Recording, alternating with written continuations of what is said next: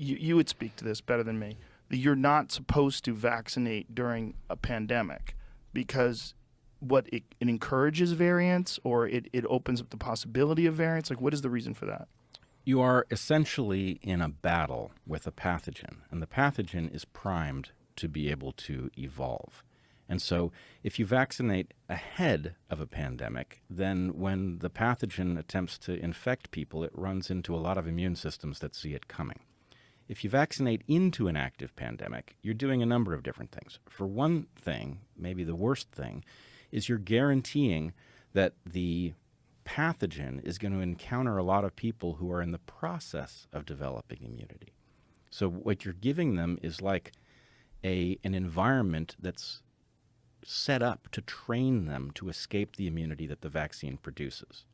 Now, with the vaccines that we have used, this problem is even worse because these vaccines, or I should say so-called vaccines, they aren't vaccines, and I was convinced that that was not an important issue. Lots of people were upset by the redefinition of the term vaccine. I wasn't convinced it was an important issue. I have switched sides on this. I now think the definition is vitally important, and we're beginning to see why. But in any case, But we should clarify that. Why do you think it is not a vaccine? Well, it's not a vaccine for a number of different reasons. The primary reason is that it does not create immunity to the pathogen, right? So, okay, but so then is a flu vaccine a vaccine? It depends. I would like to know more about how well flu vaccines actually work, right? Now that we've seen all of this theater around safe and effective, I am now in a very cautious position with respect to what I thought I knew about the effectiveness of other so-called vaccines. But in the case of the COVID vaccines, there are really two issues. One, it doesn't produce immunity to catching the disease or transmitting it. So it's not a vaccine by that metric. It just produces antibodies. Well, I wouldn't say it just produces antibodies. I would say we don't really know. The public discussion has focused on antibodies, but I think that's because the public knows what an antibody is, right? So the deeper discussion is, well, what is the interplay between antibodies and T cells, which don't make antibodies? And we don't know the answer to that. But fundamentally, these so-called vaccines, they enter your cells and they turn your cells into a vaccine factory at best. That's what they do. That's a very different technology. And so the reason that I now think that the question of whether or not it is or is not a vaccine is important is that effectively all of us normal folk had a belief that vaccines, yeah, it's a complicated thing, but it's a pretty elegant medical intervention.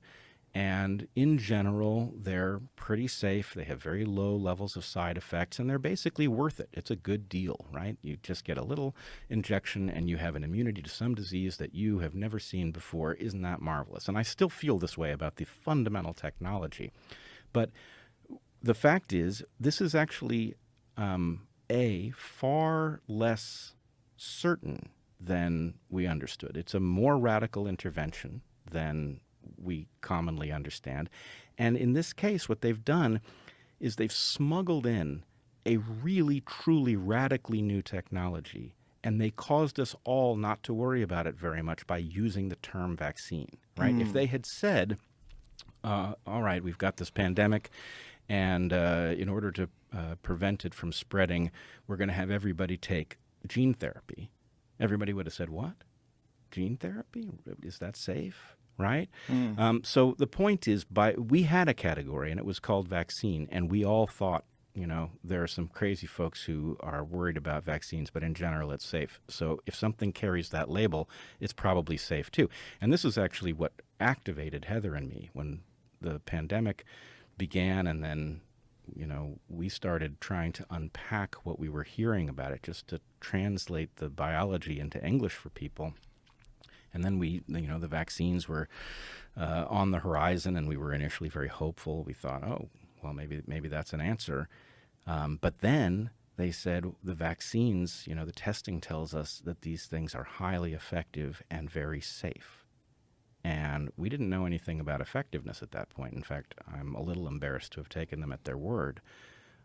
But the claim that they were safe didn't make a whit of sense. They couldn't possibly know, right? And the reason that they couldn't possibly know is that the word safe, if you say that something is safe, you are not saying that it's harmless. You are saying you know it doesn't carry any risk, right? If you get in your car drunk one day and you drive home, right? Well, there was no harm. It was harmless, but it wasn't safe, right? So when they said these things are safe, the answer is, well, how would you know that? You've only been injecting them into people for months. You don't know what happens 5 years down the road. It can't be safe, right? You can tell us you don't know any harms yet, but you can't say it's safe. And so that alarmed us because we were immediately being told, here's a new technology.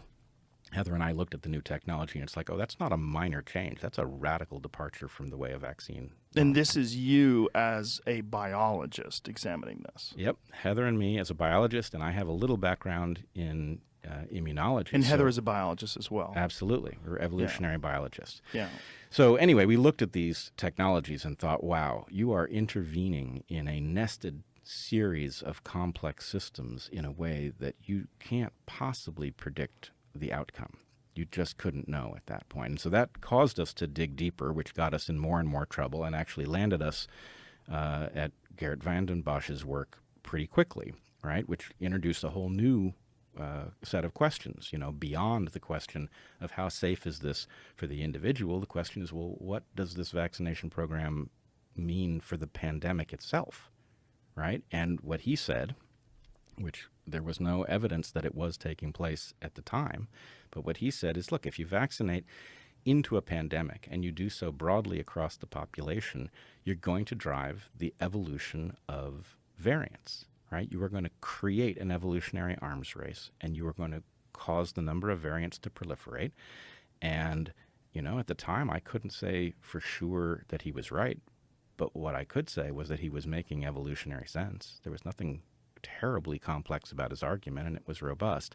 And I think now we are seeing, not only have we seen that proliferation of variants, but we're now seeing the grudging acceptance that that's what's happened in places like the Washington Post. Just seeing it in the front of the Washington Post was wild. Just to see that admission, and have the discussion open up, are the vaccines causing variants? Because that was what was the exact title? See if we can find the Washington Post title. I read it and I was like, whoa.